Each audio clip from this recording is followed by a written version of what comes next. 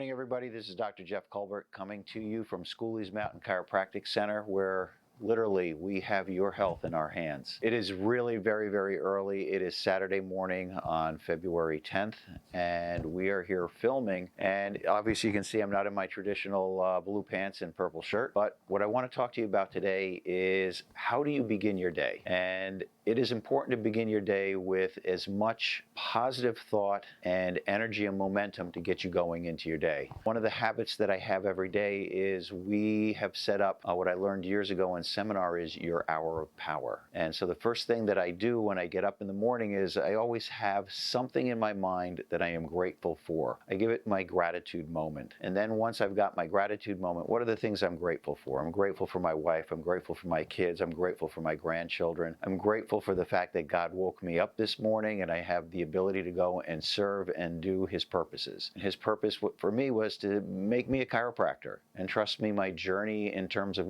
going into chiropractic was a rather long and torturous one. It is not like I woke up one day and said, I'm going to be a chiropractor. You know, this is what I'm going to do. I'm going to high school, I'm going to college, I'm getting all my prerequisites, I'm going off to chiropractic school, and boom, I'm going to go associate or open up my own doors. For me, it was a very long and torturous road. So the fact that God put me into a position where I am a chiropractor, I get to use my hands to help people get well and stay well with a lifetime of care and service is something I am truly grateful for, because it could have been a totally different path that I chose. But fate has a way of working things out. So as you may be going through the muck and the mire, realize that there are steps that are guiding you into a path in a right direction. So to be grateful for that is extremely important. Once I've gotten up, the next thing that I do is I head my way down into the kitchen and I set up the coffee maker. Not necessarily that I'm having coffee every morning, but what I do set up is some hot water, some honey, and some apple cider vinegar. I learned a long time ago that apple cider vinegar is the only vinegar that has healing and medicinal purposes. So for me, the apple cider vinegar has been key and instrumental for boosting and keeping up my immune system. One of the things that I seem to be always afflicted with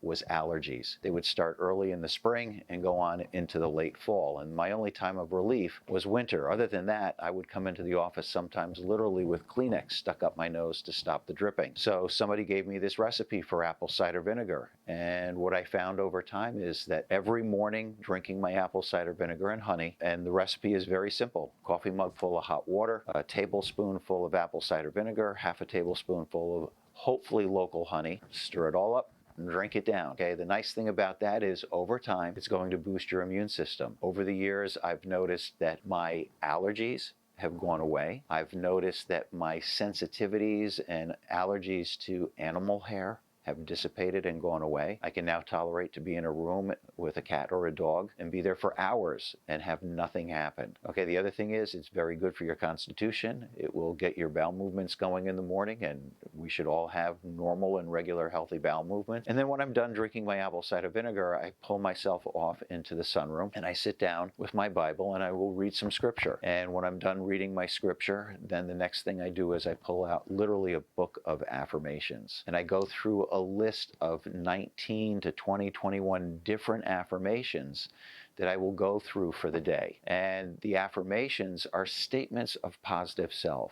You know, I am a happy, healthy, vital, active, successful human being. I affirm this day that all tissues, organs, and glands are functioning perfectly in my body, and that is the way it is supposed to be. Today is a great day. I'm an irresistible magnet. I attract all the right people, places, and things necessary for me to manifest the career and lifestyle of my dreams. These are all the positive thoughts that I will run through. And I run through 19 to 20, 21 different affirmation pages every day, which literally takes about 15 or 20 minutes to do. Because I know for myself, statistics bear this out, that if we have roughly 72,000 seconds in a day, the average human is bombarded between 60 and 66,000 negative thoughts. That's a tremendous amount of weight for our brains and our bodies to have to contend and deal with every single day. So if I have the opportunity to be grateful, to delve into scripture, to say a prayer, to go through my affirmations, to build myself up in strong and noble thought so that I can be there as a beacon of light for my patients, well, it's incumbent upon me to show up as the best me possible. What person in their right mind wants to go to see a doctor who is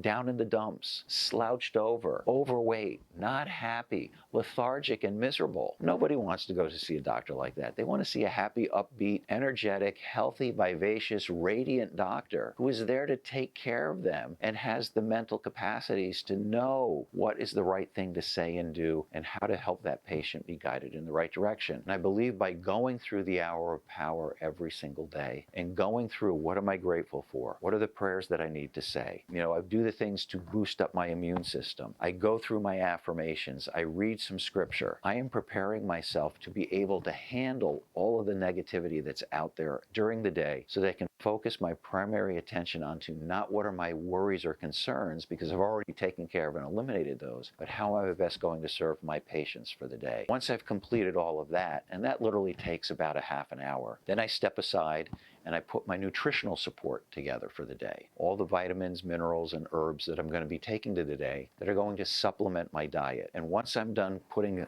all my vitamins and minerals together and I've got my protein drink ready, then I go and crack into getting onto the treadmill and doing my exercises for the day. And I literally, now that I'm 64, I am spending about anywhere from a half an hour to 2 hours pretty much every single day working out. And I break it up in type of a CrossFit type of fashion, where I spend like 8 to 9 to 10 minutes on the treadmill, and then I get off and I do some form of exercises. Now, a couple of years ago, I had a total shoulder replacement. So for the ability for me to go in and go down the basement and push tons of weights like I used to, I literally can't do that. So my workout routine is set up so that I do some aerobic capacity, and then I do some form of body weight, small handheld weighted exercises, or I use surgical tubing, the cables and the bands with the handles and the hooks and the levers, so that I have a variety of different things that I can do. I break it down that way because, believe it or not, still at 64, I love to still do obstacle course races. In spite of my shoulder,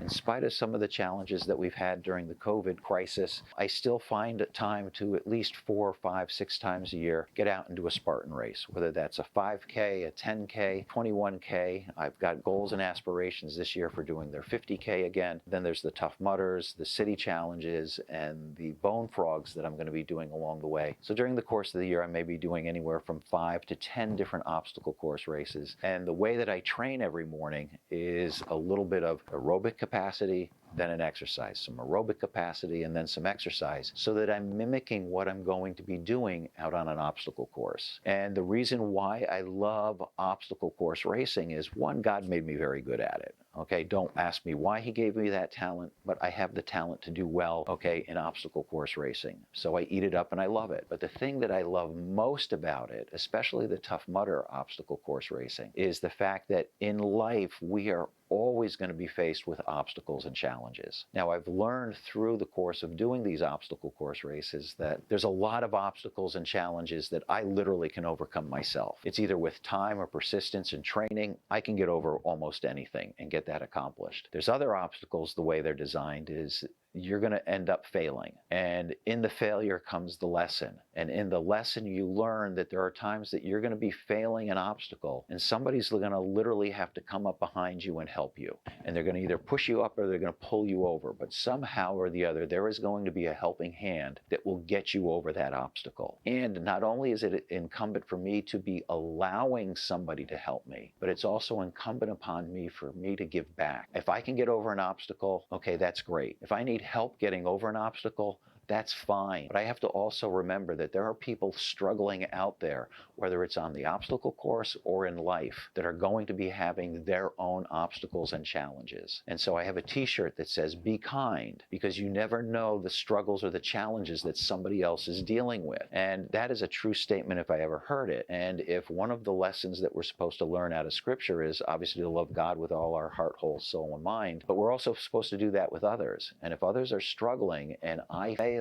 to help them overcome that challenge, I'm failing one of the basic tenets of my Christianity. So obstacle course racing for me is a perfect way for me to be constantly reminded that there are others that are out there struggling, whether it's my patients here in the office or it's somebody I meet in the street, somebody that's struggling with their faith, somebody that has some financial difficulty that you see out on the street. It's incumbent upon me to realize that there are times in my life where I have to reach out a hand to help pull somebody along or push somebody over an obstacle or a challenge, as much as it is incumbent for me to realize that there's always going to be a hand out there to pull me along or to push me over my challenges and my obstacles in life. So this is how I work my mornings. It is more than an hour that I am spending there on this hour of power, but that's how I've created my day. You can get up and create your hour of power however you need to do it. But I would suggest that you do spend some time in gratitude. You do definitely take the time to create a list of things that you can do as affirmations, positive statements about self, of who you are now, who you want to become, okay, and what are the things that you would like to attract into your life. And I call it my nouns, okay? It's people, places, and things that are going to help you to achieve and attain the lifestyle of your dreams. The rest of it is all action, okay? And those are the verbs. So between the nouns that I have and the verbs and the action steps that I'm going to be taking, this allows me to have goals. And then we had this earlier thing about resolutions versus goal setting in the year. So if you haven't seen that video, please go back and take a look at my resolutions video and know that resolutions fail by day 12. But if you link it to a goal and not necessarily a pleasure-pain principle, but you're linking it to a purpose, something that you want to achieve, something that's going to not only benefit you, but is going to benefit others as well, you will be highly motivated to take all the necessary action steps to accomplish that goal and move on. And there are 7 different areas in life that you need to be focusing your attention on. And if I can remember them in the order, and I have a particular order that I like to focus on them, I always pay attention to my faith.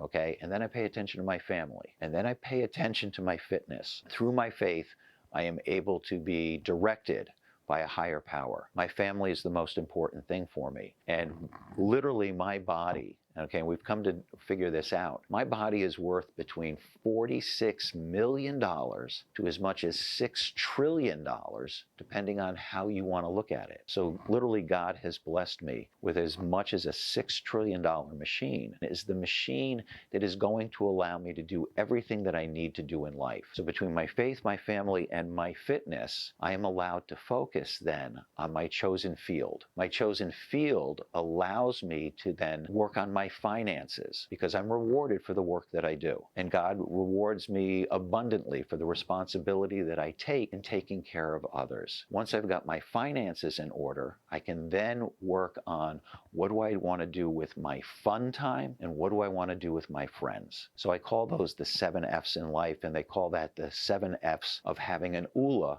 or an outstanding life. So by working on my hour of power every day, I'm focusing my care and attention onto the 7 F's that are the most important things, like the spokes of a wheel. And if all of the spokes are evenly balanced, the wheel rolls around very easily and nicely in life, so that there's no bumps, there's no flat tires, there's no time delays. Everything moves along as smoothly as it possibly could. And then one of the things that I've learned being a chiropractor is you always have to be adaptive to the situations in your environment that are there at the particular time. An organism thrives on adaptability. If we are fixed on a certain outcome or we are stuck in our proverbial stuff, then we find it very difficult to move forward when one of our spokes are not imbalanced and we hit the flat tire. To the degree that you can keep your spokes on the 7 F's balanced, you will be able to roll through life, adjust and adapt quite nicely. Now, that's how I start my day. I hope you have found that the hour of power, the time that you spend in the morning, can be incredibly useful and helpful for you to start your day on the right note, the right energy, with the right attitude, so that you're ready to embrace the day, that today is a great day, and I have the opportunity to show up as the best me possible.